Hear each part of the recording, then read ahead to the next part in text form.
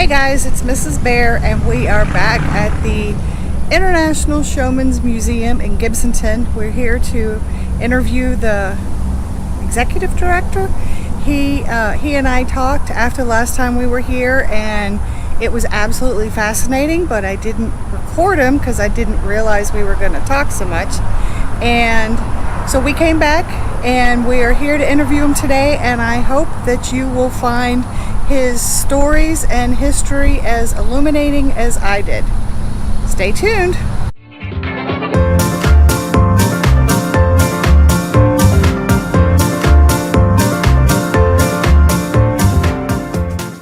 Hi guys, it's Mrs. Bear with Bearfoot Adventures, and we are back at the International Showman's Museum in Gibsonton, and I'm here with the executive director, and he's going to give us a little bit of the history. And what would you like the history on? Well, when we were here the other day, we started talking about the World's Fair, and you were telling me about the first World's Fair. In 1893, well, the first World's Fair was actually in Paris. Right. A few years before the Chicago World's Fair of 1893. And in Paris, at their World's Fair, they erected the Eiffel Tower. And Chicago wanted to do something a little different. Of course, Chicago had just come back from the Great Chicago Fire and had bid on the fair and won the bid over numerous states that wanted it. It was decided that Chicago would be a better location because it was centralized. And so Chicago went all out. They took 800 acres of what was formerly Chicago swampland and erected this magnificent World's Fair. It had buildings and exhibits representing every country in the world at that time, as well as many private industry products. Bendix Westinghouse had just invented the air brake, and of course they had an exhibit up there, and General Motors had an exhibit up there. This was before cars. It was before cars. It was an electric exhibit, and Okay. they had refrigeration, which was unique and brand new because everybody used ice up until that time. Ice boxes. And so they had a huge building they erected. It consequently burned to the ground in the middle of the World's Fair. What? And they had the world's first electrically lit boulevard. Up until that time, streets had been lit with gas lamps. So people were amazed to see incandescent lights light a night street as bright as daylight.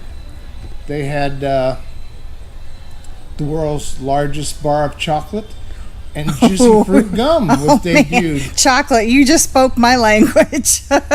One of the things that they had there was Little Egypt, the hoochie coochie dancer. What? Have you ever heard of Little Egypt? No. What's that? She Or who's walks, that? She talks, she crawls on her belly like a reptile.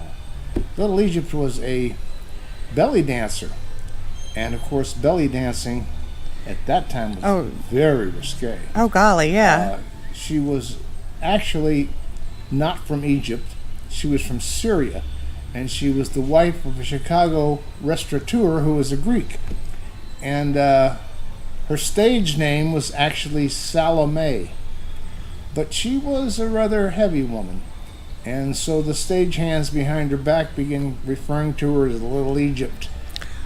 And she was smart enough to embrace a stage name and will be immortalized forever as Little Egypt. Oh, my goodness. A lot of things were debuted there. Now, of course, there's a great book out, The Devil in the White City. I checked that out of the library. I am currently reading it. Let's see. Where I am in the book, they finally settled on a location in Chicago. So now I guess the planning and building can commence. Okay. Now, when you said that there were exhibits from every country in the world, did they ask countries to participate? Oh, yeah. Okay, so And if a country didn't want to participate, they didn't have to. Okay, And some countries were small and by today's standards would be considered third world, but they didn't have that term in those days. They were just poor countries. Right. like Bangladesh is today. And so, of course, they didn't put anything in there. But all those countries that were productive and generated some kind of living for their people. Japan was in there, Germany was in there, Britain. There were 2 buildings that were at part of the Chicago World's Fair that still remain. All the rest were bulldozed down. And That's they were amazing. beautiful. They were primarily, the reason they called it the White City was because all the buildings were elaborately designed and had a wonderful facade on them. But that was just made out of lath and plaster. So at the end of the 6-month run, they bulldozed them all down. Unbelievable.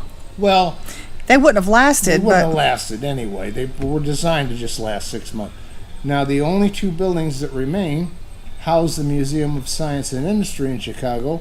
And if you've ever been there, you can see the Museum of Science and Industry. What a magnificent building this is. It's a wonderful museum, just Okay. wonderful. I've never been to It took Chicago. days to go through it. Kind of like the Smithsonian. And the other building is a seminary. And the reason that the Museum of Science and Industry still remains as a structure is because they had a magnificent art collection with rare art from all over the world. And of course, because of the danger of fire and insurance purposes, they had to house these magnificent pieces of art in a brick building, permanent structure. And so, of course, it endured and remains to this day. And what countries loaned their artwork for this exhibit? Specifically, I can't tell you, but Oh, okay. you know, I'm sure France was there. They have a magnificent Yeah, art collection. That's true. And you know, there were countries then that don't exist now. Because after the First World War, of course, a lot of them were gobbled up and changed, especially in the Mideast. And Persia, for instance, is now Iran. Yeah. And there was the Ottoman Empire that no longer exists. It's been broken up. Did it exist in 1893 as the Ottoman Empire? Before the First World War. Okay, I've forgotten my history. I And, apologize. Of course. So it's now Turkey and Syria, I believe, is part of it. okay. There were European countries that were part of an empire. Empires were high on the list. Yeah, this is But a lot of these countries participated with works of art and sculptures and things like that. The Midway entertainment area was a mile long. Midway, that's how the term Midway got coined. It was known as the Midway Plaisance, and it was actually a mile long, and it had all the fun things to do on it. the games. Entertainments. Okay. Not primarily games as you would know them now, or rides as you would know them now, because rides hadn't been invented yet. But they had a lot of shows, for instance. Buffalo Bill had his Wild West show there, but he wasn't allowed on the fairgrounds, so he set up just outside the gate. Why was he not allowed? Political reasons, I guess. I don't. What? There were a couple of people like him that weren't allowed inside. Maybe room. I don't know. Oh, okay. That's interesting. to find out, wouldn't it? Yeah.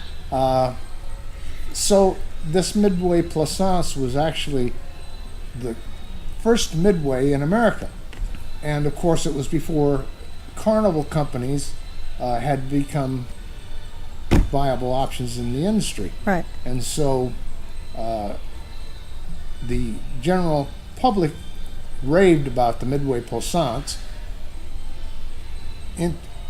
Enterprising showmen, after the fair was over, knew they had something in the form of this entertainment. They didn't know what it was. Right. But they actually said, we got something here that makes money, and something the general public will flock to.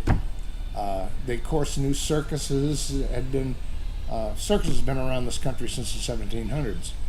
The first circus was Bill Ricketts' circus. George Washington was actually a fan of the circus, so it had been around a long time. Oh, I didn't realize. Yeah. And So now they began to put these little carnival companies together. And of course, carnival companies in those days, at the turn of the 20th century, like I said, rides hadn't been invented yet. So as they started to become invented and put on the midway, a big show might carry 2 or 3 rides, but they might carry 15 shows. Now, shows might be, for instance, a midget show, Okay. a minstrel show. The minstrels had been popular since 1840, when slaves began performing for each other because they had no other form of entertainment that was available to them, and so the minstrel shows developed out of the docks of New Orleans, unloading cotton boats, river boats, and that in turn became a form of recreation that the white people took over. And of course, white people would take burnt cork and Oh, that's where they came out with the blackface. blackface. Okay. The original blackface was just burnt cork rubbed all over your face. Okay. Now, a lot of these minstrel shows were owned by white people, but a lot of them were wholly owned by black people as well. And they were very popular. They had just about as many different kinds of shows as your imagination would let you have. They had to us would be very immature, but they had an active volcano, which of course was nothing more than baking soda and vinegar. Yeah. Now, Well, we have to remember the times. People couldn't just get in a car and drive to see these things. So, they didn't travel like we do today. Most of them would, I guess, when kids grew up, they didn't live too far from home. it was an agrarian society. Yeah. And, the industrial age was just really getting started. People lived on small farms in rural areas. So traveling shows, per se, were the only form of entertainment most of these people were ever going to get. It was big. They saved up their money all year in mason jars and piggy banks and came out to the fair and came out to the circus, came out to the minstrel shows, Wild West shows. Traveling shows were it. If you wanted to be entertained, you had to get your butt off the couch and go out there and be entertained. You couldn't just sit on your iPad and do this. Yeah. And so, like I say, a big show might have 2 or 3, maybe 4 rides tops. A Ferris Wheel, a merry-go-round.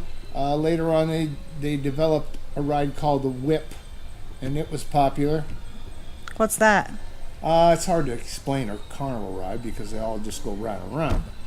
It was a big platform with cars that operated on a drive chain and went around the diameter of the big wooden oval, and as they reached the end, of course, they were designed so they kind of whipped around. Oh, okay. Pretty tame by today's standards. Yeah. A thriller in its day. The amusement parks were just getting started, and they had big rides. Of course, the chutes, where the cars went down the incline and into the water. They had airplane-type rides that were suspended, big towers suspended by chains, these little planes and stuff that went Kind of around. like the flying chairs, or whatever. Chairplane. Yeah. Mm-hmm. Like that. All rides are basically built on 2 concepts: round and round and up and down. Oh, well, yeah. That makes sense. They're still that way today. Yeah. The fair, of course, ended. The thing that was instrumental in helping the fair get over that financial hurdle was, like I said before, Paris had invented or displayed their Eiffel Tower. Chicago wanted to do one better. They wanted to build a kinetic sculpture. That's a moving sculpture. So they contracted with Mr. George Washington Ferris to build the first Ferris Wheel, which stood 241 feet high, weighed 4,000 tons, and the cars were as big as city buses. Took 22 minutes to make a revolution. It was powered by two 1,500 horsepower steam engines. Oh. It was quite a sight. Now, the Ferris wheel didn't open in time for the opening of the fair. It was a couple of weeks late. Of course, anytime you do anything brand new structurally, you run into certain mechanical hurdles. And, I bet. Problems have to be ironed out. But even though it was late, like I said, it was the driving force by making the fair a financial success. Is that Ferris wheel still around? After the fair was over and they bulldozed everything down and it went back to being pretty much a swamp, they took that Ferris wheel and moved it to another location in Chicago, and it operated for 4 or 5 more years, and then the owners decided to dismantle it and put it in St. Louis for the 1906 World's Fair. But by that time, the novelty had worn off and it lost money for its investors. So at the end of the run, they didn't have enough money to move it or dismantle it, so they just dynamited it and sold it for scrap. What? Oh, that's a shame. Yeah, it is kind of. Oh, that's awful. A lot of things happen like that. Now, okay, so the term Midway was coined here. Mm-hmm. Any correlation with Chicago Midway Airport? I don't know. That might okay. be something you'd want to research out. Check out Google. Okay, awesome. Yeah, check out Google. Everybody checks out Google. I was so upset. Have a question? Ask Google. I was so upset when my dad taught my daughter when she was like 5 or 6 about Google, because then she just wanted to Google everything. Yeah. And I'm like, Dad, what have you done? It's like Siri sitting here. Ask Siri a question. Or, I never use Siri. well, we I have forget it, about we rarely use it. Yeah. My wife has seen all those exposés on is Siri listening to your conversation Yeah, I don't. behind your Nope, back? all that's So she turned unplugs off. it. Yeah, all that's turned off. Now, what about like the history of the carnival? And now, if I remember, one of your displays said the Wild West shows were some of the first that went around. Wild West shows, like I said, most carnivals only had a few rides, but they had many shows. One of the shows might be a small Wild West show, just like one of the shows might be a small one-ring circus. Oh, okay. But the Wild West shows were pretty much standalone shows. They weren't part of a carnival or circus. They were an individual traveling Okay. show and a standalone show by their own rights. Buffalo Bill's, of course, was the one everybody associates with because it was probably the biggest and the most popularly advertised Wild West show. It went to Europe and was actually more popular in Europe than it was in America, because the Europeans had seen all the press and everything on the great Wild West, and so they had these preconceived notions of what the Wild West was, and Buffalo Bill, being the quintessential entertainer, he played up to those. Yeah. And so he had the wild Indians, I don't know if you can say that these days, Native Americans. They put on a wonderful show, and he had shooting exhibits, horse riding exhibits. He actually had a buffalo hunt. He didn't kill any buffaloes, of course, but he had them shooting blanks at the buffaloes, and the buffaloes were so used to being shot at by blanks that somebody had to get out there and actually make them move. And you said, "No, not this again." Thursday, 10 o'clock, it must be buffalo hunting day. But that was a very popular show, and it went on for many years. And then the popularity began to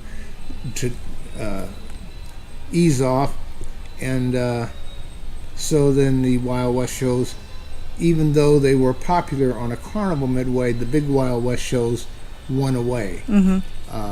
Incidentally, the great Buffalo Bill died broke in a hotel room. Did with he? about $9 in his pocket. Oh my goodness. Now, did Annie Oakley have a show herself? Annie Oakley, after she broke away from Buffalo Bill, Oh, so she toured with him? Yes, she did. Okay. And she toured with her husband, who was also a crack shot. And then after Buffalo Bill, they had a kind of a tempestuous relationship, Buffalo Bill and Annie Oakley. Buffalo Bill actually brought in another headliner, and these two women didn't get along, and so Annie Oakley and her husband broke away and started their own little Wild West show shooting exhibit, and she was very popular. She would go to a lot of these different private organizations and put on shooting displays and things like that. Annie Oakley, even though she wasn't publicly known for this, was a tremendous activist for women's rights. Oh, really? Good for her. She wasn't part of that suffragette movement that was happening at that time, but she was a very big spokesman and took every opportunity she could whenever she had one of those shooting exhibits and displays to promote women's rights. She was way ahead of her time. Good for her. And she passed away at a very old age. Yeah, I shot competitively in high school. Yeah. I was in ROTC, and I was the only female on our rifle team.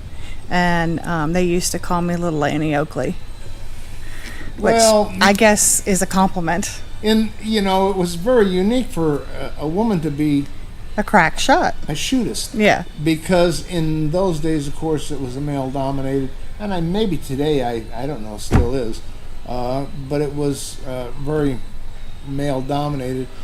It was considered that every young boy couldn't step into manhood unless he knew how to shoot a rifle, in those days. But like I said, it was an agrarian society, and everybody lived with a woods next door and hunted rabbits and hunted deer and.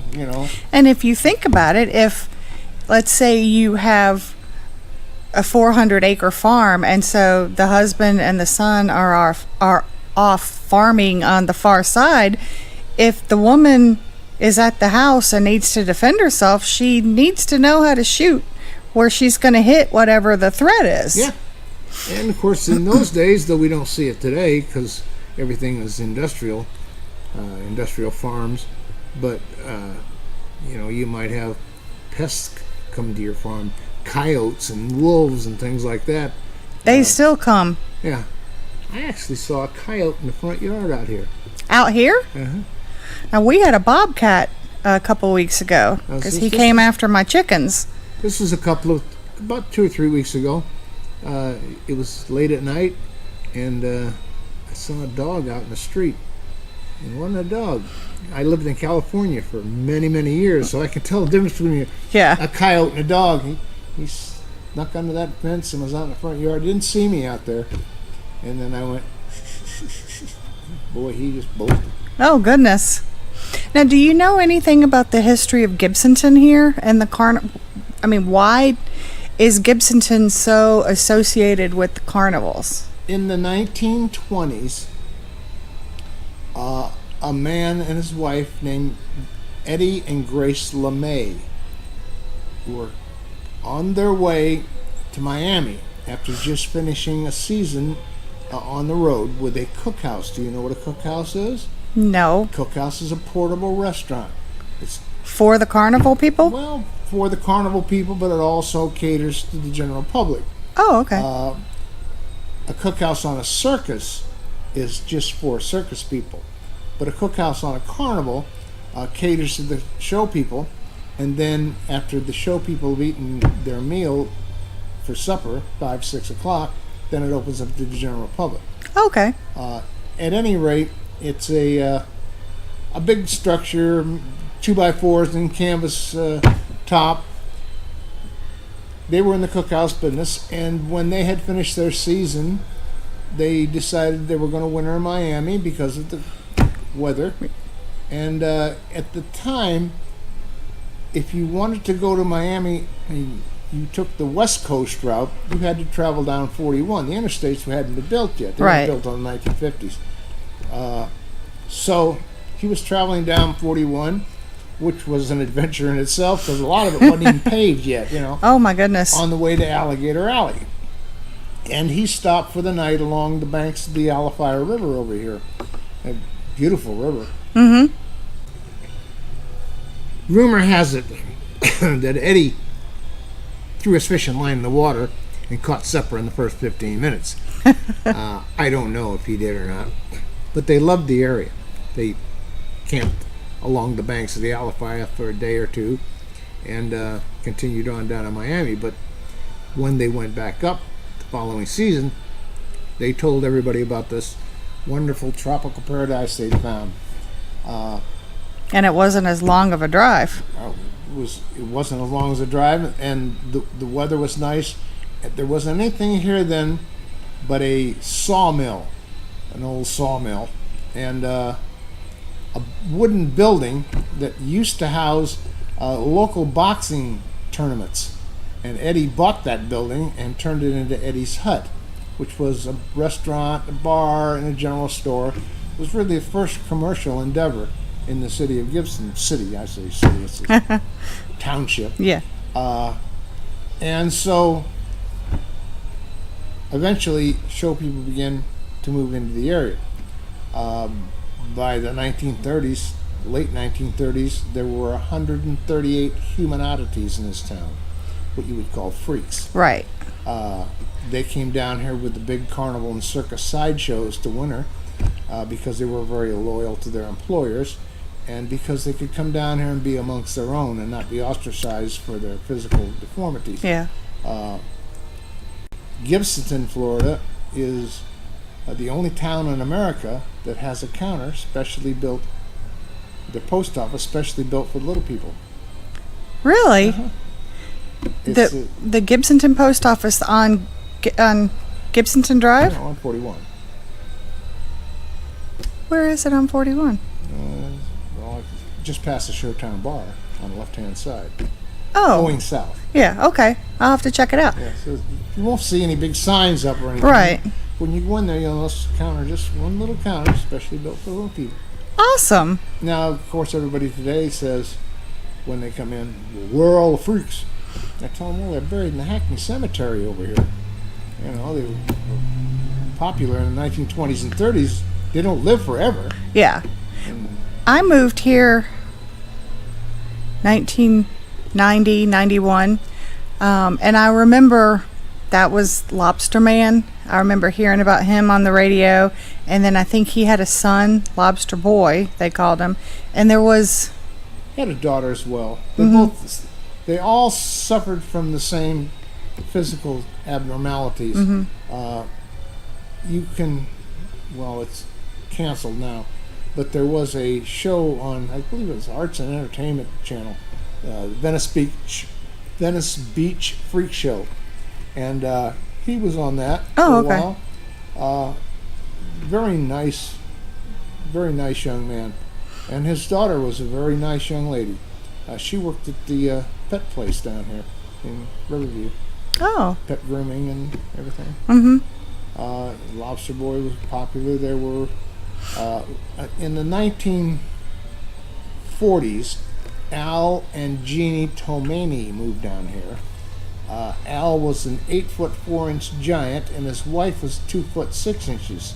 She had no legs from her trunk down.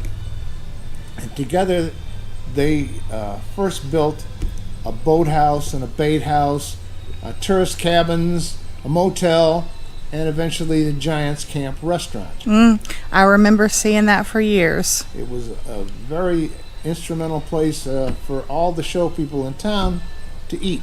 A lot of them went to Eddie's Hut when Eddie's Hut was an option, but when they decided to pave and widen out Highway 41 going to Alligator Alley, they took a lot of land in the process, and Eddie's Hut was one of the casualties. Oh. So Eddie's Hut was razed.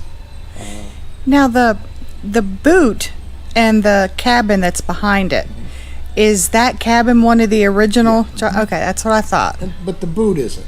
Of course, the It's a original replica? boot was an original boot, and the weather, of course, rotted it away Yeah. years ago. But the monolith that it sits on, it's a cement concrete replica of Yeah. the boot.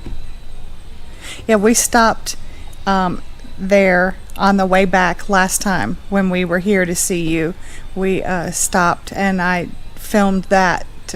I remember my ex-father-in-law would, because he grew up in the area, and he said that they were allowed to try on Al's wedding band for like a nickel or a quarter or something. Well, these people actually performed in what was called, in carnival parlance, a 10-in-1. Now that's 10 acts under one big top tent. Okay. Consequently, that's where the name comes from. At the end of each individual act, those performers who participated in that act will be allowed to sell something to the general public, to the audiences. That was called a pitch.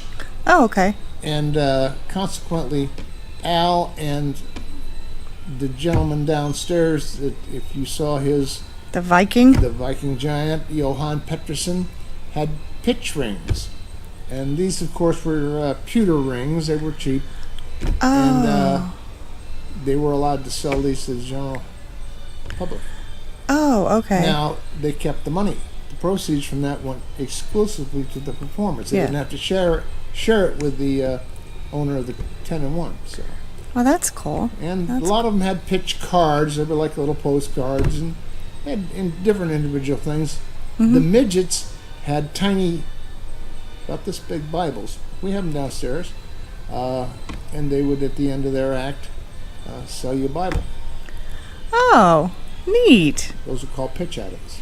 Okay, that's neat. Well, I thank you so much for your time. Welcome. You are just a wealth of knowledge, and we could probably sit here for hours, Probably but could. I know you have work to do, so I appreciate it so much. You're welcome. Hey guys, I hope y'all enjoyed our tour, or our tour of stories here at the Gibsonton International Showman's Museum, and see you around the campfire. Bye.